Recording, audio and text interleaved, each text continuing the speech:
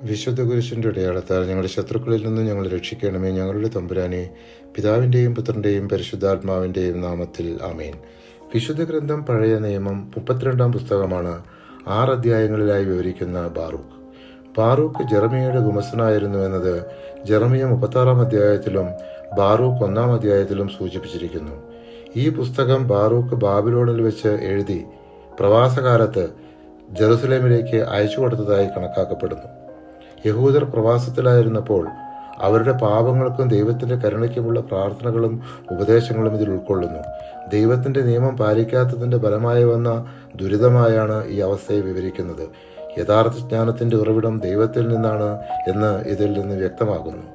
ദൈവം തന്റെ ജനത വീണ്ടും മഹത്വത്തിലേക്ക് കൊണ്ടുവരും എന്ന സന്ദേശം ഇതിൽ കാണാം. ബാറൂക്ക് 1-2 അധ്യായങ്ങളിൽ യഹൂദർ അവരുടെ പാപങ്ങൾ സമ്മതിക്കുന്നു. ദൈവത്തിന്റെ നിയമം ലംഘിച്ചതിനാൽ അവർ അനുഭവിക്കുന്ന ശിക്ഷയെക്കുറിച്ച് പറയുന്നു. ദൈവത്തോടുള്ള കരുണാഭ്യർത്ഥനയും ഇതിൽ കാണാം.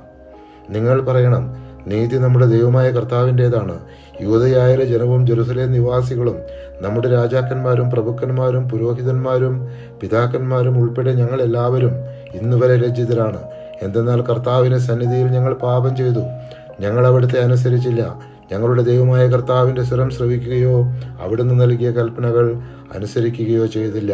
ബാറൂക്ക് 1-ാം അധ്യായം 15 മുതൽ 18 വരെയുള്ള തിരുവചനങ്ങൾ.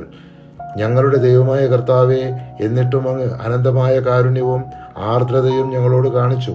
എന്തെന്നാൽ ഇസ്രായേൽ ജനത്തിന്റെ മുൻപിൽ വെച്ച് അങ്ങയുടെ നിയമം രേഖപ്പെടുത്താൻ അങ്ങയുടെ ദാസനായ മോശയോട് കൽപ്പിച്ച ദിവസം അവൻ വഴി അങ്ങ് ഇപ്രകാരം അരുളി ചെയ്തു: നിങ്ങൾ എന്റെ സ്വരം ശ്രവിക്കുന്നില്ലെങ്കിൽ ഞാൻ ജനതകളുടെ ഇടയിൽ ചിതറിക്കുന്ന അസംഖ്യമായ ഈ ജനതയിൽ ഒരു ചെറിയ ഗണം മാത്രമേ അവശേഷിക്കൂ.